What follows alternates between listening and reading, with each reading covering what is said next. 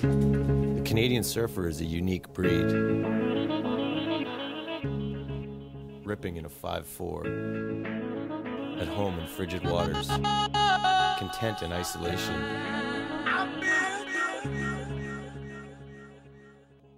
How inspirational is that? That's really cool. You can tell to our next guest, we're like, oh, they'd probably rather be on the water right now. Noah Cohen and Leah Oke joining us. They are professional surfers and defending surf champs at the Rip Curl Pro Tofino. It is called The Stew. It's happening very soon. Hi, guys. How are you? Very good. How are you? Good. Nice to see you. Where shall we start? First of all, you guys are defending champs, right, Noah? Yeah, but the guy that wins most of the time, all the time, happened to be injured when I won last year, so there's a little asterisk. Is he going to be back? Take it anyway, Noah. Take it, own it. Will he be back? Is he feeling He's going to be in, and now I'm the one that's hurt, so. Okay, let's talk about your foot. What happened? I was just on a surf trip in the Mentawais in Indonesia and had a little reef accident. We actually have. We should have given people a little warning, but that's your foot. Is that from coral? Is that? Yeah, that's just hitting coral. It was pretty shallow wave. No, that is gnarly, man. And how long ago was that? And how are you feeling? 12 days ago, 11 days ago.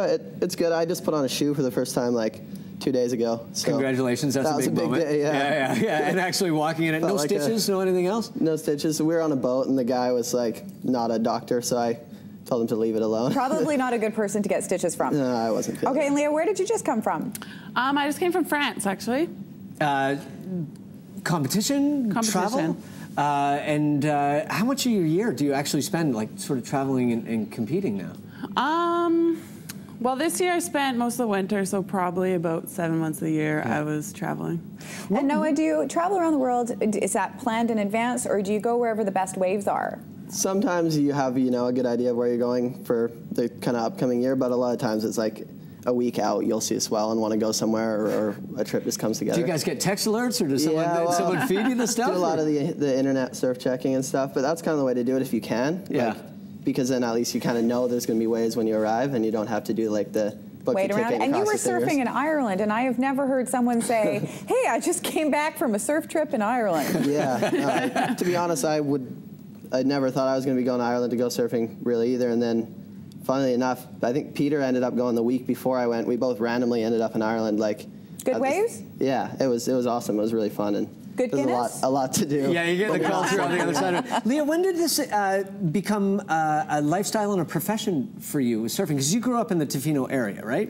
I did. Well, Southern Vancouver Island, like in Port Renfrew and Sombrio Beach is where I grew up. Yeah. So I started going to competitions when I was about 11 for the first time, but didn't really start becoming into a profession until my early 20s. And we're looking at some footage here, and you won't tell us where it is because it's a secret spot. But it is a secret spot, Leah. But I guess that's really important to keep the spots where nobody goes to yourself, so you do get to enjoy the waves. Definitely. So where is this? So once again, Leah, where is this? Southern Vancouver Island. Southern Vancouver Island. What is that moment like? I mean, for people that don't surf, Leah, is there a way to describe, what it's like when you get out there and there is maybe 1 or 2 people on the beach and the waves are nice and everything just comes together? I mean, that really, even though you're a professional at it now, that's got to be part of the drive to continue in this, Definitely, right? Yeah. It's an awesome feeling, especially if the waves are good and there's nobody there, yeah. Nice. And do you jealously guard the areas that you surf? Somewhat.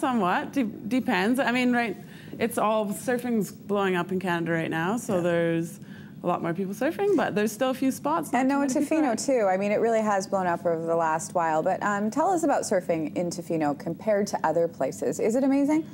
Well, I mean, pros and cons, but we do get a lot, there's waves almost every day. The consistency's high, although the quality isn't always so high. So just to be able to do it every day is good. Like a lot of the places you travel to, they get excellent, but then they also go flat for And how important is a good wetsuit? It's everything. It is. Absolutely everything, yeah. Because it can get pretty freezing. Yeah, if you don't have a good wetsuit, you're pretty much done. And how do people react in other parts of the world when you say that you surf in Canada? Because I mean, everybody just generalizes it into Canada. Well, cold water surfing is a whole subgenre, right? Well, yeah, I mean, it's because of the good wetsuits now, it's becoming a lot more popular, and it's still pretty funny though when you even being in Indonesia, people are like, "Where are you from?" and you say Canada, and they're like, No. Do you get the same thing still, Leah? Like, but where do you surf then? Leah, you're out on tour all the time, and you have been for a few years now. So do you still get the same reaction? Like, yeah, for sure. People don't think, like, when you say you're from Canada, they're like, oh, well, where'd you learn to surf? They don't think you surf in Canada. So you just go to California and Mexico all the time or something. Yeah. So how big do the waves get in Tofino on a great day?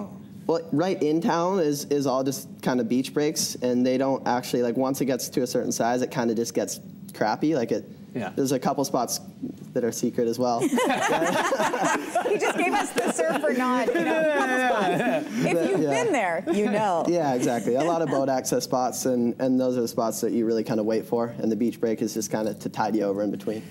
Does it feel special when you get to compete, you know, in the area that you grew up and where you started this whole thing, Leah? Does that feel special when you get to go back and do the rip curl? Yeah, for sure. It's awesome. It's fun. It's good that there's a fairly big contest here in Canada. For sure. I'm glad they're putting it on. Any pressure for you going into it as the reigning champ, or do you just go and have some fun and I'm enjoy? just going to have fun, for sure. Hopefully I can take home When was the last time you didn't win?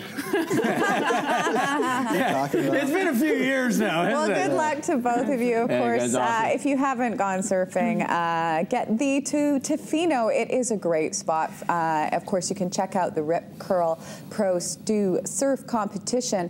It's happening this weekend, June 9th and 10th. If you want to check it out, you can go to the website. It's at a very special little private place, so we're not going to tell you where it is. No, it's at Cox Bay, June 9th and 10th, so go and check it out. It'll be lots of fun, because huge part of the surfing competition is just the culture and the fun that goes on around it as well. So, you guys, thank you. Thanks for being great ambassadors for the Canadian surf scene, too. Love it. We're going to take a break.